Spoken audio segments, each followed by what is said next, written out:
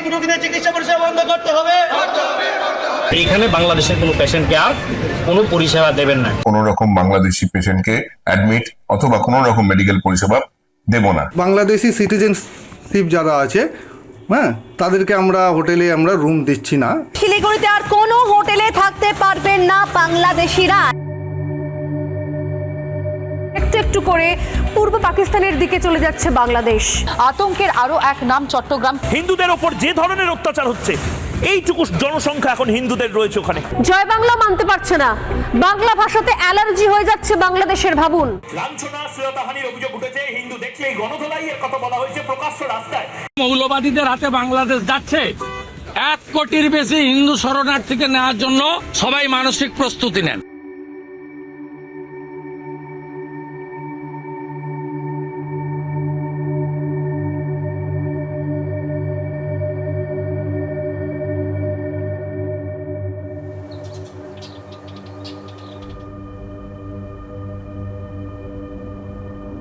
I am Deepak Kumar Goswami, a theatre artist and activist.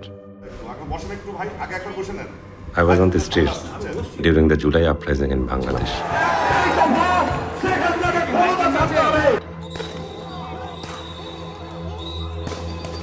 The movement that ended 15 years of fascist rule of Hasina. As a result, she fled to India. Hasina was not alone.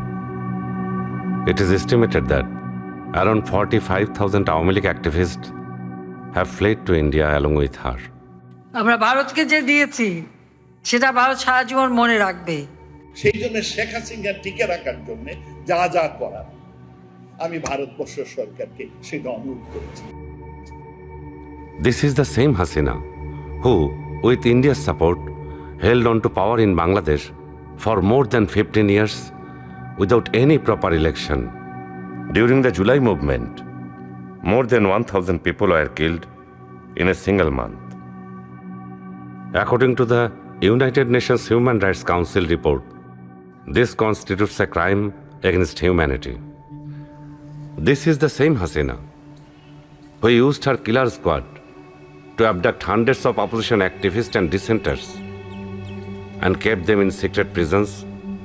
In her 15 years, many of them never came back and are feared to have lost their lives.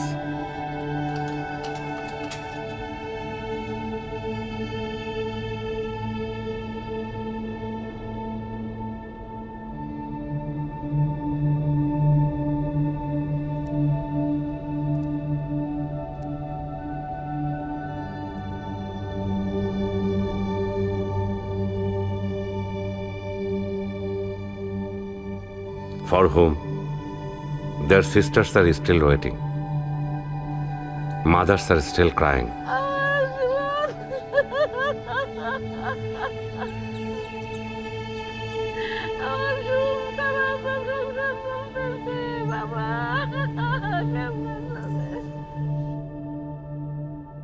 Surprisingly, maybe luckily for them, 3 of the disappeared persons were found in India, which include important opposition leader Salahuddin Ahmed and Shukharanjan Bali.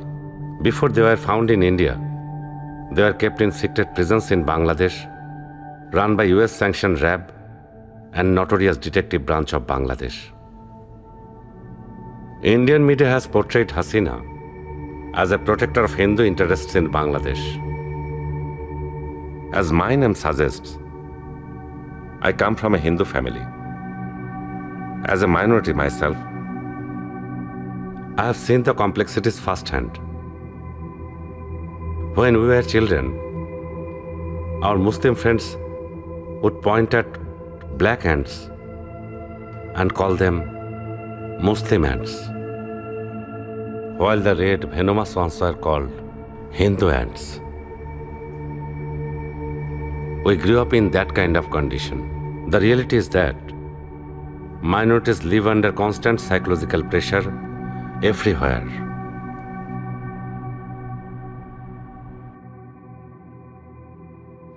But is everything Indian media saying about Bangladesh false or has some truth in it? স্বামী স্বামী স্বামী, হ্যাঁ তুমি তুমি এই আপনি মিলুকে দেখুন, মাফ করুন, কেউ আসতে, আচ্ছা তুমি থামলে কেন, আচ্ছা আপনি আমাকে দেখুন, প্রোগ্রাম দেখে এরকম ভাবে। That question led me to a decision. I will make a documentary. I will travel, speak to people, and uncover the truth. Because being Hindu in Bangladesh is not a black and white story.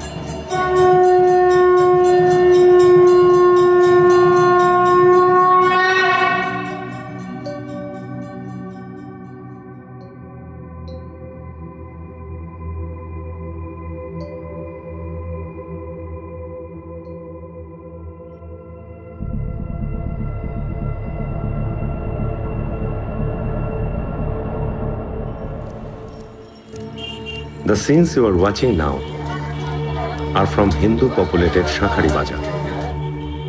আপনার এই শাখা সিঁদুর বলতে মানুষ মানে বাইরে কোনো সমস্যা হয়? না না, হ্যাঁ, পরিস্থিতি আপনি নিজে কেমন আছেন? ভালো আছেন তো? আমি নিজে ভালো আছি। আপনার পূজা করতে কেউ বাধা দেয়? বা এই যে শাখা সিঁদুর পড়েছেন কেউ বাধা দেয়? পূজা হচ্ছে না, তারপরে যাগযজ্ঞ সবকিছু হয়, কীর্তনাদি সবকিছু হয়। মুসলমান ও হিন্দুরা মারে এরকম কোনো ঘটনা ঘটে? না, এখন থেকে ঘটে। বাংলাদেশে শিল্পকলা একাডেমি একটা বিরাট সরস্বতীর মূর্তি তৈরি করে ঢাকা বিশ্ববিদ্যালয়ের জগন্নাথ হলে বসিয়েছিল। সেটা 2-4 দিনের মধ্যেই ভেঙে ফেলা হবে, দেখতে থাকো এগুলো।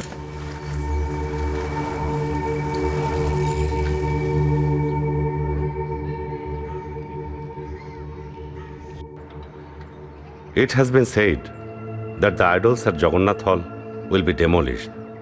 I am here showing you the idols from Jagannath Hall. But once again, I am not trying to say that the life of Hindus in Bangladesh is simply black and white. এখন বাংলাদেশের হিন্দুদের সবারই হয়তো এই প্রশ্নের সম্মুখীনটা হতে হয়, আমাদের অধিকভাবে মানে আমাদের বেশি পরীক্ষা দিতে হয় আমরা কতটুকু দেশপ্রেমিক, সবসময় দিতে হচ্ছে যে একটা হিন্দু উনি ভারতের প্রতি ক্লিঙ্গি কিনা, বাংলাদেশের প্রতি কতটুকু ওনার দায়িত্ববোধ আছে, এই প্রশ্নটা সবসময় দিতে হয়। সেই দৃষ্টিকোণ থেকে এখনো আমাদের যারা, আমরা শুধু হিন্দু না, বৌদ্ধ বলেন, খ্রিস্টান বলেন, এটা তো আর হিন্দু হল না, ও মুসলিম হল, এখানে অন্যান্য ধর্মের লোকদের সবাইকে একটা প্রশ্নের সম্মুখীন হতে হয় যে আমরা কতটুকু বিলং করি বাংলাদেশে।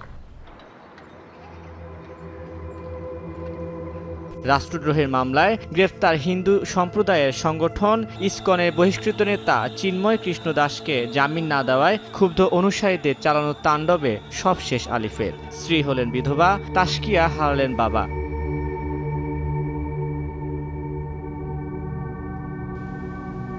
But Alif was falsely claimed as Chinmoy's lawyer by Indian media.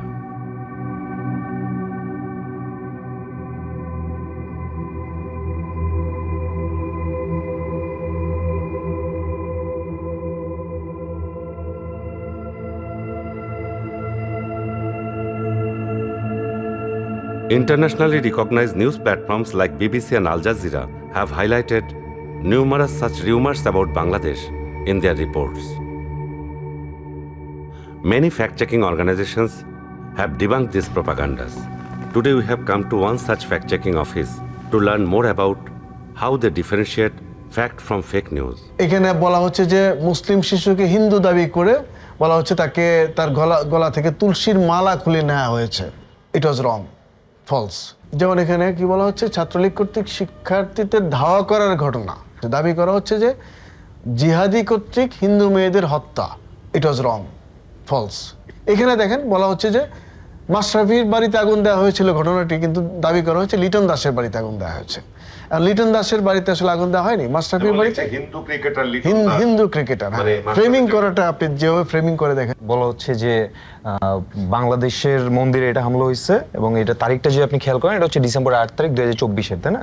So এই ইনসিডেন্টটা এখানে দেখা যাচ্ছে। এখন আমরা কি করতেছি, আমরা তো এই ভিডিওটাকে হচ্ছে রিভার্স ইমেজ সার্চ করব, করার পরে আমরা কি পাচ্ছি, এই যে এখানে দেখা যাচ্ছে এই যে ভিডিওটা খেয়াল করে দেখেন, আগস্ট 5, 2021-এ পাওয়া যাচ্ছে। মানে এটা 2024-এর না, এটা হচ্ছে 2021-এর, অ্যাটলিস্ট 3 বছর আগে, তাই না? এরপরে আরো যখন রিসার্চ করা হলো, তখন দেখা গেল যে এটা আসলে পাকিস্তানের ঘটনা। এখানে বলা হচ্ছে কয়েকটা লাশ, কয়েকজন নারীর লাশ এখানে আছে, এবং ওইটার বলা হচ্ছে যে এখানে তাদেরকে রেপ করা হয়েছে, মানে হিন্দু ছিলেন তারা, এবং তাদেরকে রেপ করা হয়েছে এবং পরবর্তীতে মারা হয়। কিন্তু আমরা যখন ওই সেম জিনিসটাকে ইনভেস্টিগেট করি, তখন জানতে পারি যে এটা আসলে ভারতের ঘটনা, ভারতের উত্তরপ্রদেশের ঘটনা। ওইখানে আসলে কোনো একটা ইনসিডেন্টে পদদলিত হয়ে তারা মারা গেছে। Why is the Indian media running such disinformation campaign against Bangladesh? To understand this, I will now speak to some of my journalist friends from India.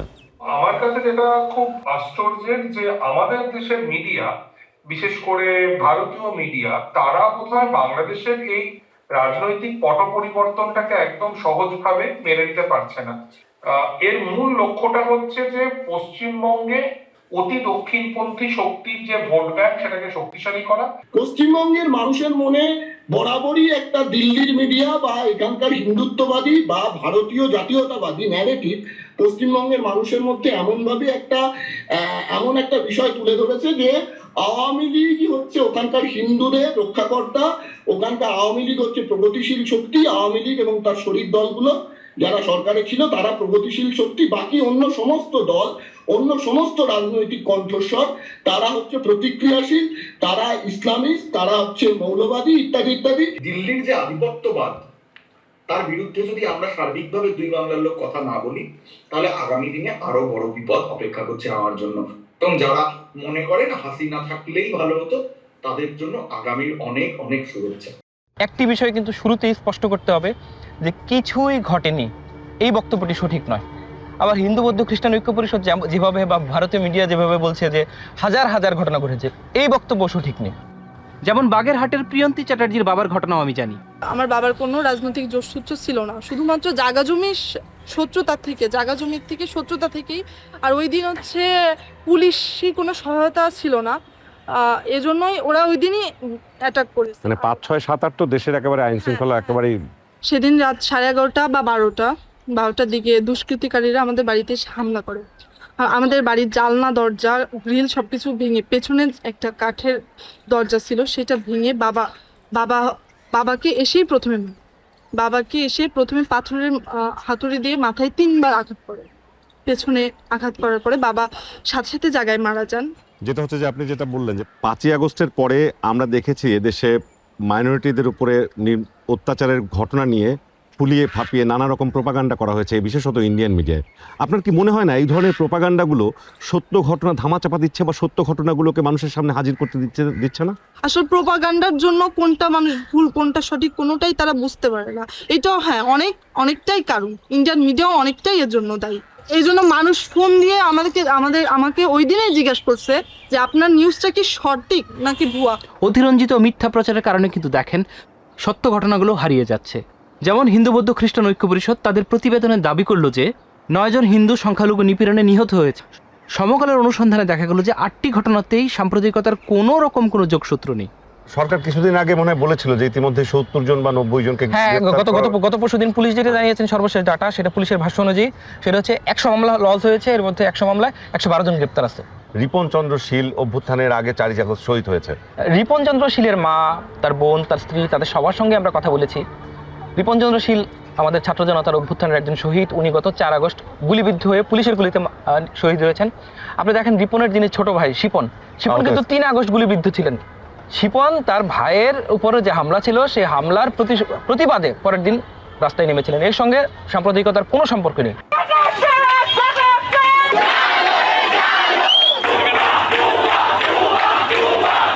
Based on Razib Ahmed's comments, I spoke to local journalists in Hobbyganj and received videos of the protests. After verifying all the videos and speaking to people, it's clear that Ripon Chandra Shil was a BNP activist, which is the political opponent of Hasina's Awami League, and was killed by Hasina's police. But it was falsely claimed that Ripon was killed as political vendetta after Hasina fled on August 5. ছাত্র আন্দোলনে যখন গেছে তখন হিন্দু আর ধর্মের কোনো ইয়া ছিল না, সব নামছে। আমি আপনি কোনো জাতের কোনো প্রশ্ন ছিল না ওই দিন।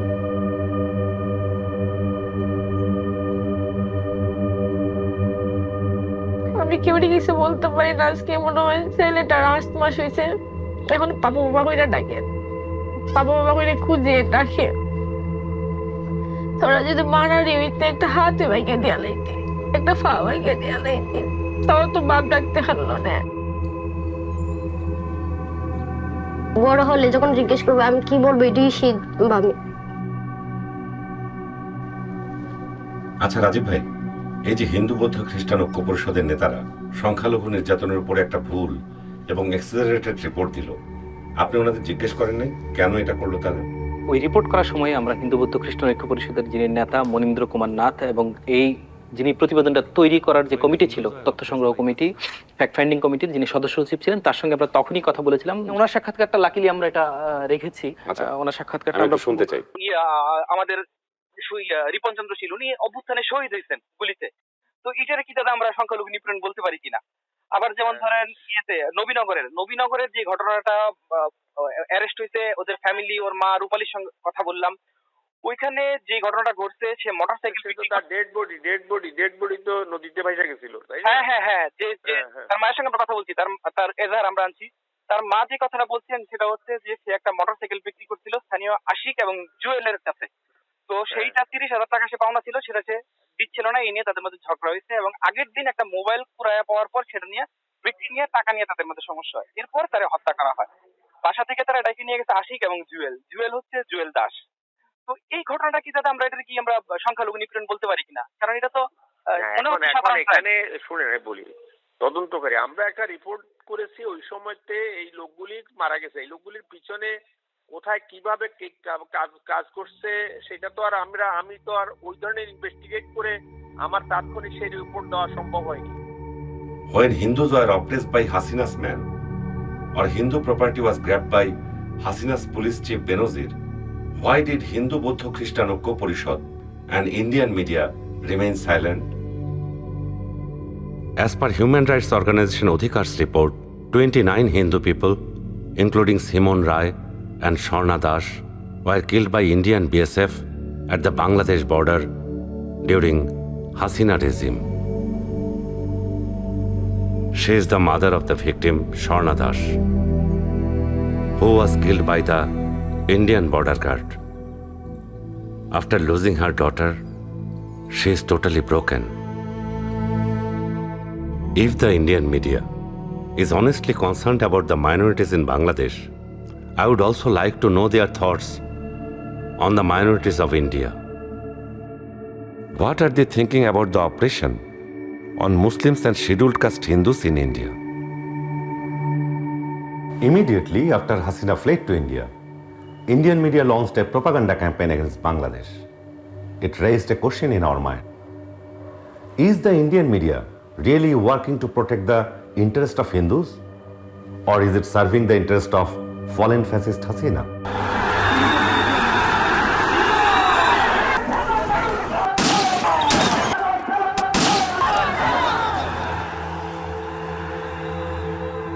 Let's think about Hridoy Chandra Torua. Did the Indian media protest when Hasina's police shot and killed Hridoy Chandra Torua?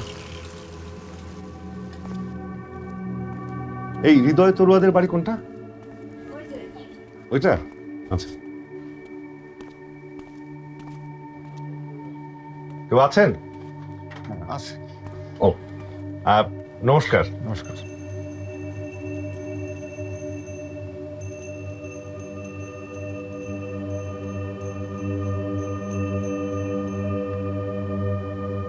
সন্তানকে আমি কোনোভাবেই ফেরত পাবো না।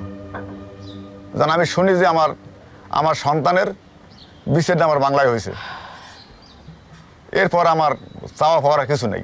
মা আপনার কি কি করা লাগবে আপনি সব দেন আমার দ্বারে, আমি সব কুটি দিয়ে আপনি শিগগির ভাত খাইতে পারেন, চুলাটা ধরাইতে চাল দুগ্গ কয় মা আপনি মাপিয়ে থইন আমি ধুইয়ে চড়াইয়ে দেব। ওর মতো ছেলে আমি এই যুগে খুব কম দেখি যে মায়ের দরদ এতটা বলতে।